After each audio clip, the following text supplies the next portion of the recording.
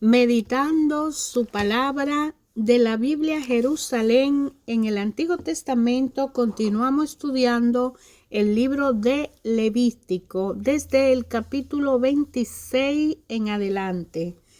No os hagáis ídolos, así empieza la palabra de Dios, ni erijáis imágenes o estelas, ni coloquéis en vuestras tierras piedras grabadas para postrarnos ante ellas, porque yo soy Yahvé vuestro Dios. Guardaréis mis sábados y respetaréis mi santuario, yo Yahvé. Si camináis según mis preceptos y guardáis mis mandamientos, poniéndolos en práctica, yo os enviaré la lluvia a su tiempo, para que la tierra dé su fruto y el árbol del campo sus frutos. El tiempo de trilla alcanzará hasta la vendimia, y la vendimia hasta la siembra. Comeréis vuestro pan hasta saciaros y habitaréis seguros en vuestra tierra. Yo daré paz a la tierra y dormiréis sin que nadie perturbe vuestro sueño. Haré desaparecer del país las bestias feroces y las espadas no traspasará vuestras fronteras. Perseguiréis a vuestros enemigos que caerán ante vosotros al filo de espada. 5 de vosotros perseguirán a 100 y 100 de vosotros perseguirán a 10,000. Vuestros enemigos caerán ante vosotros a filo de espada. Yo me volveré hacia vosotros, os haré fecundo, os multiplicaré y mantendré mi alianza con vosotros. Comeréis de la cosecha añeja y tendréis que mirar la añeja para dar cabida a la nueva. Estableceré mi morada en medio de vosotros y no os rechazaré. Me pasearé en medio de vosotros y seré vuestro Dios y vosotros seréis mi pueblo. Yo soy Yahvé vuestro Dios, que os saqué del país de Egipto para que no fuiseis sus esclavos. Rompí las coyundas de vuestro yugo y os hice andar con la cabeza bien alta. Pero si no me escucháis y no cumplís todos estos mandamientos, si despreciáis mis preceptos y rechazáis mis normas, no haciendo caso de todos mis mandamientos y rompiendo mis alianzas, también yo haré lo mismo con vosotros. Traeré sobre vosotros el terror, la tisis y la fiebre, que os abracen los ojos y os consuman la vida. Sembraréis en vano vuestra semilla, pues el fruto se lo comerán vuestros enemigos.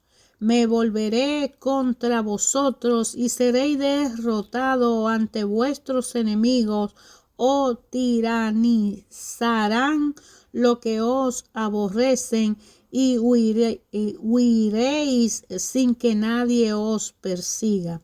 Si ni con eso me obedecéis, volveré a castigaros 7 veces más por vuestros pecados. Quebrantaré vuestros orgullos y vuestra fuerza, haré vuestro cielo como hierro y vuestra tierra como bronce. Vuestra fuerza se consumirán en vano, pues vuestras tierras no dará sus frutos y el árbol del campo os negará sus frutos.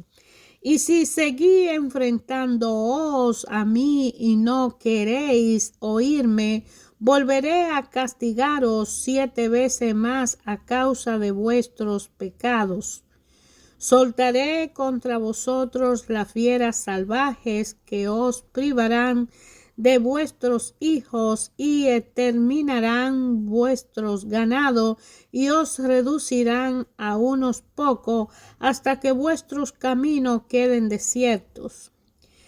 Si ni con eso os corregís, sino que seguí enfrentándoos a mí, también yo me enfrentaré a vosotros y os azotaré yo mismo 7 veces más por vuestros pecados. Traeré sobre vosotros la espada que vengará la alianza. Os refugiréis entonces en vuestras ciudades, pero yo enviaré contra vosotros la peste y seréis entregado en manos del enemigo cuando yo os retire el bastón del pan. 10 mujeres cocerán todo vuestro pan en un solo horno y os lo darán tan racionado que comeréis y no saciaréis. Si ni con eso me obedecéis y seguí enfrentándoos a mí, yo me enfrentaré a vosotros con furia y os castigaré yo mismo 7 veces más por vuestros pecados. Comeréis la carne de vuestros hijos y la carne de vuestras hijas comeréis. Destruiréis vuestros altos, demoleré vuestros altares de incienso, amontonaré vuestros cadáveres sobre los cadáveres de vuestros ídolos, y yo mismo os aborreceré. Reduciré vuestra ciudad a ruina y devastaré vuestro santuario. No aspiraré ya más vuestros calmantes aromas, asolaré la tierra y de ello quedarán horribilizados vuestros mismos enemigos al venir a ocuparla. A vosotros os esparciré entre las naciones y os perseguiré con la espada desenvainada. Vuestra tierra será un yermo y vuestra ciudad una ruina. Entonces pagará la tierra sus sábados. Durante todos los días en que esté desolada, mientras vosotros estéis en el país de vuestros enemigos, entonces sí que descansará la tierra y pagará sus sábados.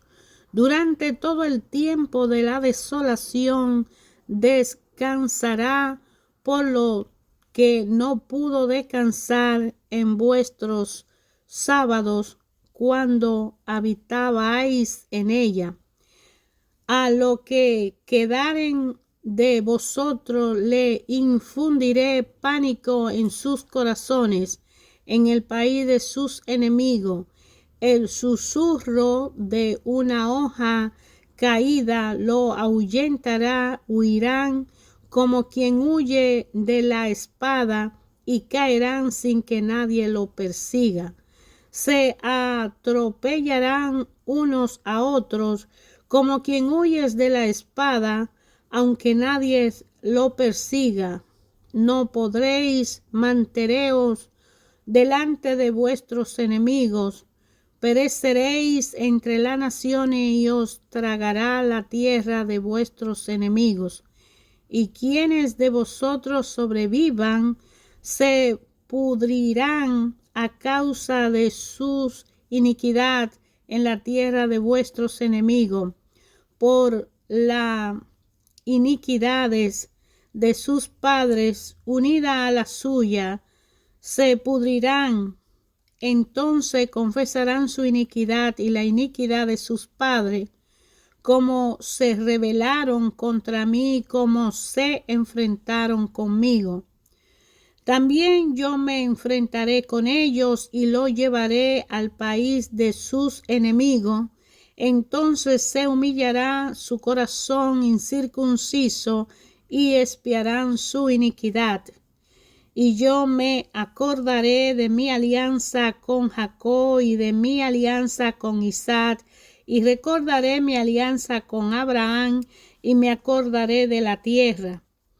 Pero la tierra será antes abandonada por ellos y pagarán sus sábados, mientras que desolada durante su ausencia, y ellos también pagarán el castigo de su iniquidad.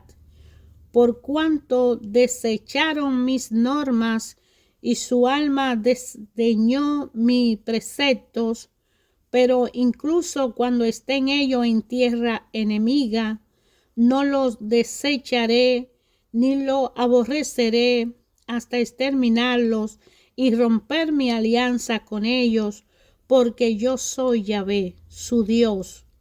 Me acordaré de su favor, de la alianza que hice con sus padres, a quienes saqué de la tierra de Egipto, ante los ojos de las naciones, para ser su Dios, yo Yahvé.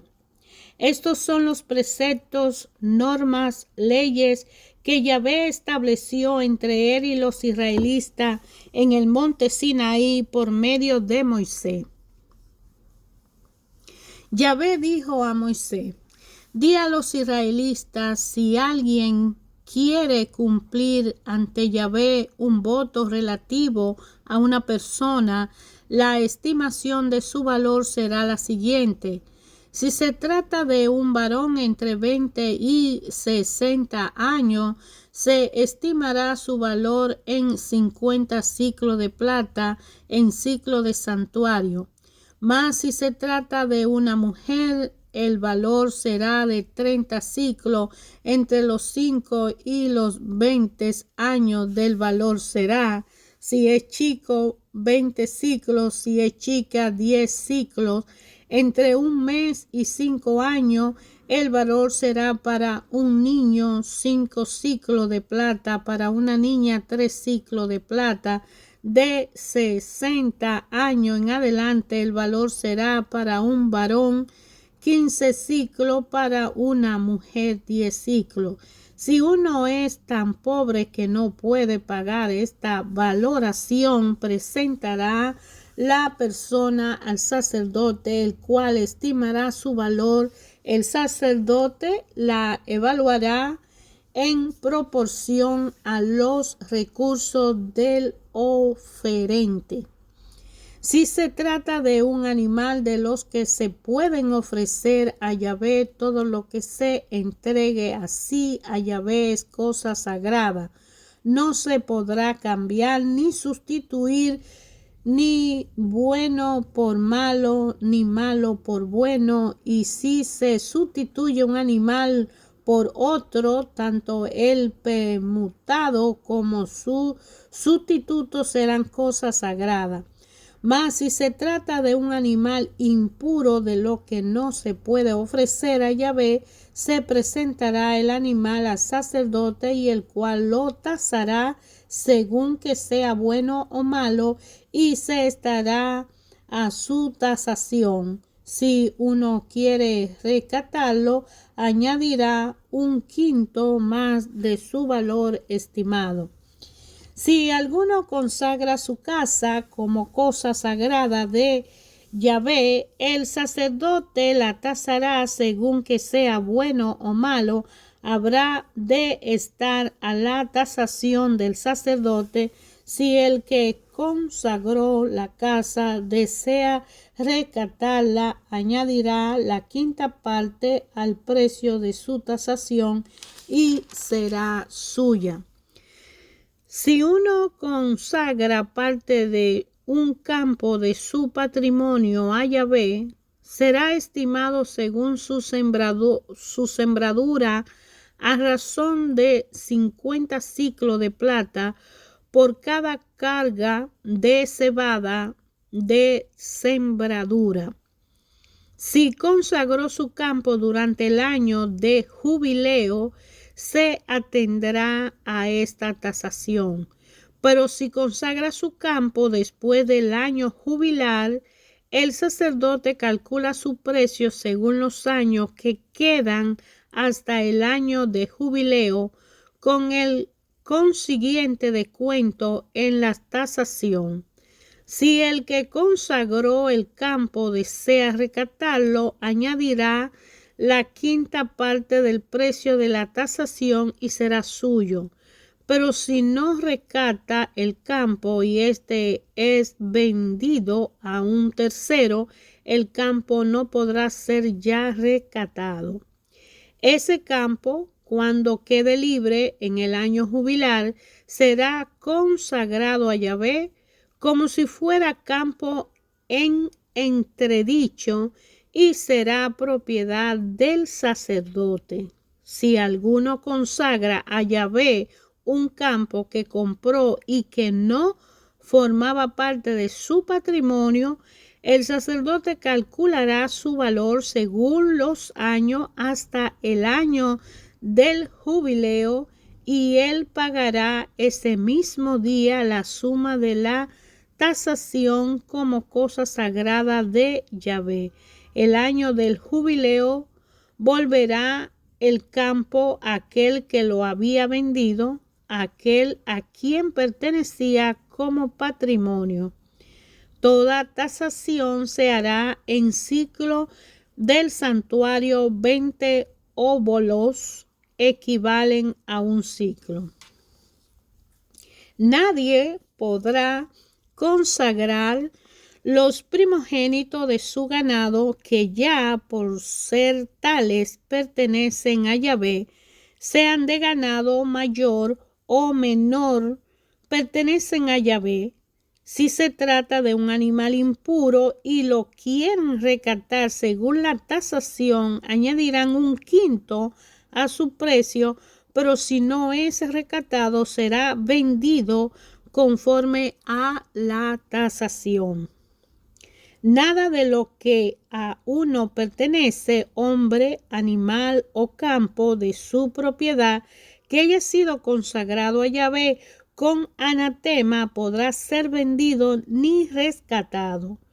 Todo anatema es cosa sacratísima y pertenece a Yahvé.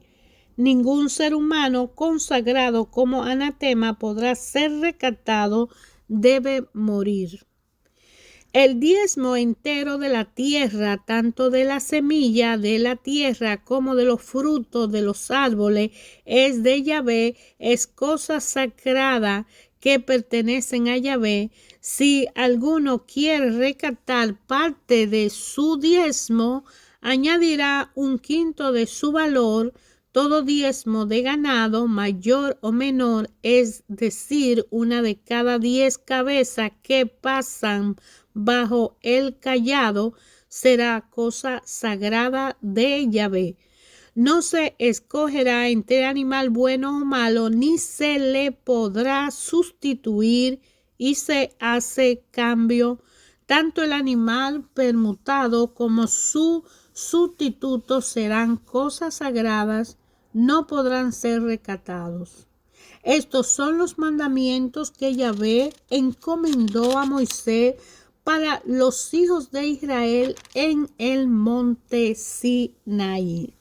Hermanos, ayer, hoy, siempre, Dios Padre habla a través de su palabra a nuestro entendimiento, a nuestro razonamiento, como sus hijos que somos, muy amados por Él, porque Dios Padre amó tanto a cada uno de nosotros que dio a su propio Hijo para que todo aquel no muera, sino que tenga vida eterna, siempre y cuando acepte a su Hijo y crea en Él.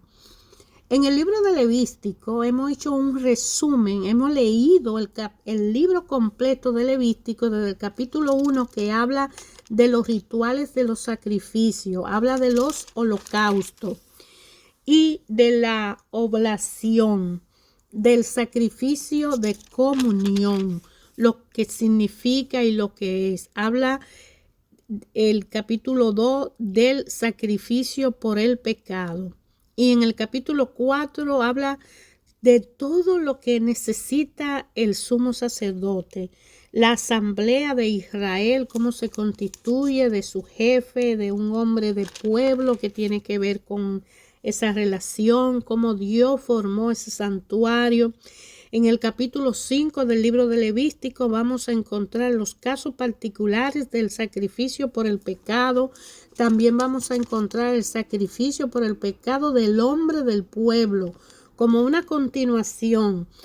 El sacrificio de reparación, un sacrificio por el pecado y un sacrificio por reparación, que es muy diferente, aunque son sacrificios, ofrecimientos, son penitencia por las situaciones negativas, por falta de cumplir las normas, las leyes, lo prescrito, lo que debe ser, lo que Dios quiere con nosotros. En el capítulo 6 encontramos el sacerdocio y los sacrificios, cómo los sacerdotes en aquel tiempo hacían el holocausto, la oblación, hacían el sacrificio del pecado por el pueblo, el sacrificio de la reparación. En el capítulo 7 continúa hablando de ello y de los derechos de cada sacerdote que viene del linaje del primer sacerdote que fue elegido, que fue Aarón, el sacrificio de comunión y el sacrificio de la alabanza. También el sacrificio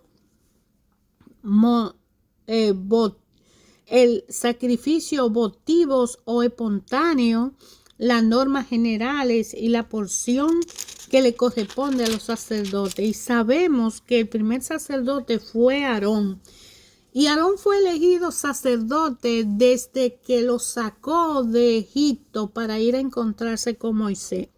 Cuando Dios llama a una persona al sacerdocio, Él lo capacita y lo hace ser su discípulo, lo educa, pero lo separa de lo demás, iluminando y irradiando su presencia para una parte muy divina. Entra en él y lo elige como un linaje que va a formar al hijo, al nieto, al bisnieto, al tataranieto y así sucesivamente. Es como una descendencia que viene con esa bendición. En el capítulo 8 empieza el estudio de la investidura que se le hace y los ritos de ordenanza para ese sacerdote que de antemano ya está iluminado, ya tiene la presencia de Dios, ya Dios puso su irradiación de divinidad y santidad sobre él, que lo identifica del hombre pecador. Este sacerdote debe obedecer y cumplir todo de acuerdo a esa exigencia que manda la santidad de Dios, porque Dios es un Dios santo, Dios es único, puro, inmaculado. Es la santidad mayor, es lo máximo. Y así los que le sirven a Él, los que trabajan para Él, llevan su toque mágico para distinguir, porque Dios va a usar ese medio por donde Dios pasa, donde Dios está, hace sentir su presencia. Y cada uno de nosotros somos perla preciosa en sus manos y quiere lo mejor para nosotros. Por eso cuando elige, no importa quiénes seamos, podemos ser los pecadores más malos, pero Él nos llama y nos elige porque nos ama y quiere lo mejor para todos. Los sacerdotes inauguran el ministerio en el capítulo 9 y vienen las reglas complementarias que son la gravedad de la irregularidad del sacerdote cuando desobedecen las normas y las reglas que implica esa investidura, cuando se le dice sí al Señor y luego desobedecemos, viene una irregularidad de gravedad que trae la muerte. Por eso dice que el pecado es la muerte. como le pasó a los hijos de Aarón, Nadab y Abiú, que ellos borrachos entraron a encender el incienso y eligieron un incienso equivocado, y por eso el fuego de ese incienso lo mató a sí mismo. Y ahí es que viene a entenderse que el pecado no hace daño a nosotros mismos, no le hace daño a los demás. Entonces, cuando Dios nos hace un llamado y le obedecemos, Él nos ayuda a entender. Pero cuando sabiendo que no podemos hacer esto, de ahí que Dios, después de ese levantamiento de los cadáveres que le hizo a Nadab y Abiú, los hijos de Aarón, en el capítulo 10, vienen la norma del duelo de los sacerdotes, que no lo pueden llorar y no pueden tomar un duelo porque hay una es como que la persona lo hizo adrede, y había una regla, una ley que decía no deben violar estas normas, y si la violan, por eso es que cuando violamos una ley, nosotros mismos somos los castigados, aunque vayamos a la corte, pero vamos a ser juzgados porque violamos esa ley. Entonces el pecado a quien le hace daño es al que comete el pecado. Somos pecadores por nacimiento, porque somos humanamente pecadores, pero si nosotros nos arrepentimos, tenemos una vida nueva. Pero si seguimos pecando, entonces ese mismo pecado es que nos hace daño. Ahí es cuando viene en la parte D del capítulo 10 la prohibición de bebidas alcohólicas. Dios le hace un llamado a Aarón, a Moisés, y le dice: dile a Aarón que no van a tomar alcohol para entrar en mi santuario, porque usted está tomando algo que lo saca de su conciencia, de su conexión, de su concentración, y puede olvidar cumplir con las reglas y la ley. De ahí que está prohibido manejar borracho, porque si toma y usted toma y maneja, usted va a hacerle daño a su prójimo, a sí mismo, y por ende va a perder su vida. La proporción de los sacerdotes en la ofrenda, la porción de cada ofrenda que se le daba al Señor y se le ofrecía en aquel tiempo, los sacerdotes eran los responsables de recibirlo y tomarla, una parte para sí, otra para el fuego, otra para la mecida, otra para el ofrecimiento, porque eran cosas sagradas que Dios elige a su gente para que haga el trabajo que Él quiere que haga. Por eso no todos vamos a servir para sacerdotes, no todo para misioneros, no todo para cumplir, pero sí todo para obedecer. La norma particular acerca de los sacrificios por el pecado era otra gran misión que tenían los sacerdotes que obedecer. Ahí venían las reglas diferentes de la pureza y la impureza de los animales terrestres, que eran animales puros o impuros, y es cuando Dios viene a hablarnos qué animales acuáticos podemos comer, qué aves del aire que se mantienen en el aire y ponen sus pies sobre la tierra son dados para que el hombre se alimente de ellos, porque lo demás que dice, como los animales acuáticos, cuáles son los peces, cuál es el pescado que podemos comer, es porque el que está prohibido nos hace daño en lo más íntimo de nuestra divinidad. También habla de los insectos alados, el contacto con los animales impuros y lo que tiene que ver con los bichos terrestres que andan sobre la tierra, como el erizo, el cocodrilo, el camaleón, la salamandra. Son otras normas sobre los contactos de impureza, porque hay animales que son considerados impuros y otros puros. En una conclusión, aquí Dios exige cómo hace una persona que tiene una relación directa con Él para mantenerse sano, puro. Y no es que la pureza solamente viene del agua, sino lo que tú comes, con lo que tú te relacionas, donde tú habitas, cómo tú habitas, tu casa, tu espacio. La purificación es completa desde adentro hasta afuera, desde por dentro a afuera, porque si no, como habla en el capítulo 13, viene la lepra, los tumores y la lepra crónicas y los diversos derivados de la lepra, que son las manchas, los empeines, también las quemaduras, las afecciones del cuero cabelludo, la eczema, la calvicie, que muchas veces no es por naturaleza, sino por un mal de caspa o exceso, norma.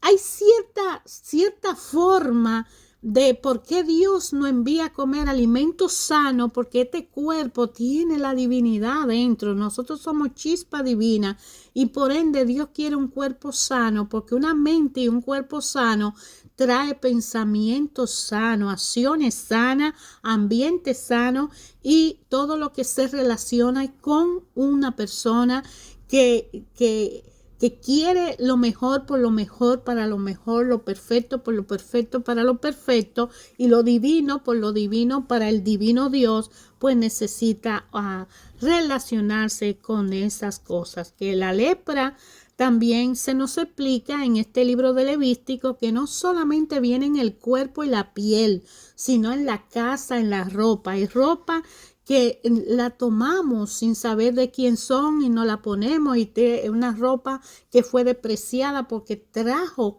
de por sí una lepra. En el capítulo 14 habla de la purificación que tiene que hacerse un leproso y la purificación de la ropa y de la casa. La impureza sexual ya empieza en el capítulo 15 del hombre y la mujer, que la sexualidad es una divinidad, es un gozo que está y existe para que la divinidad del Dios que está dentro de nosotros la reciba en un perfecto orden divino, no para hacer un abuso de la sexualidad, ni para tomar a la sexualidad como una impureza y una inmoralidad. El gran día de la expiación que se da cuando se liberan los cuerpos de la impureza. Y en el capítulo 17 viene la ley de la santidad, inmolaciones y sacrificios, normas acerca de todo lo relacionado con esto. Ahí están todos los no que Dios le pidió al pueblo que no hiciera. Y vuelvo a repetir que Dios habló tan duramente así a aquel pueblo porque era rebelde, era un pueblo que no le conocía, que aún viendo los milagros y prodigios que él hizo, no le creían y se iban adorando ídolos y le faltaron el respeto y lo desobedecieron muchas veces, y Dios quiso rescatarlo a través de darle normas, reglas, procedimientos para que actúen en una forma para salvar la vida y para que su vida sea próspera como él se lo había prometido a Abraham.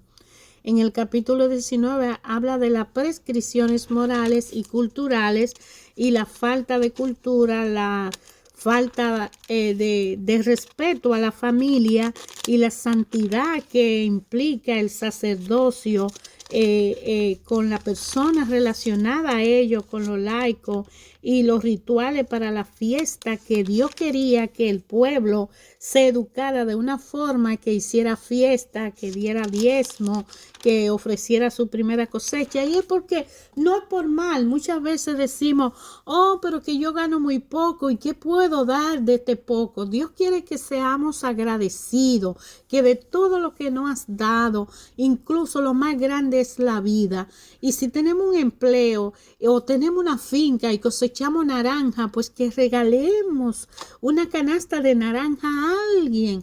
Pues si tenemos un salario y tenemos un ingreso, pues ¿por qué no regalarle una donación a alguien más necesitado? Dios solo quiere, ofrece y da, porque yo te di, porque todo lo que hay sobre la tierra no nos pertenece, es de Dios, y Dios por su infinita misericordia no los presta, tampoco nos los da.